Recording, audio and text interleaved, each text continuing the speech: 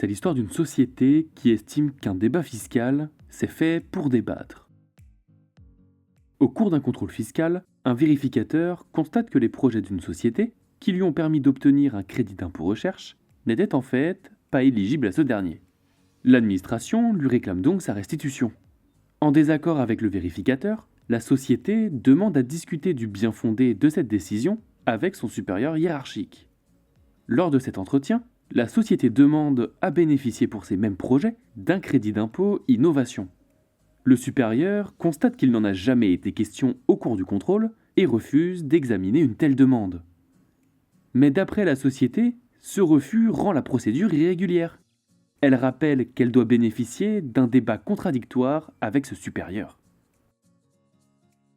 Le juge donne raison à l'administration et rappelle à la société que son argument s'applique seulement si le débat porte sur le désaccord initial avec le vérificateur. Il ajoute qu'un supérieur hiérarchique n'est pas tenu de débattre sur une demande présentée pour la première fois devant lui. Si une entreprise ou un particulier est, à l'issue d'un contrôle fiscal, en désaccord avec les conclusions du vérificateur, il lui est possible de solliciter l'inspecteur départemental ou principal, puis, si les désaccords persistent, l'interlocuteur départemental ou régional. Au cours de l'entretien, l'entreprise ou le particulier bénéficie du droit à un débat contradictoire qui lui permet de débattre sur le bien-fondé des rectifications envisagées. En revanche, le supérieur hiérarchique n'est pas tenu de débattre sur une nouvelle demande étrangère au désaccord initial.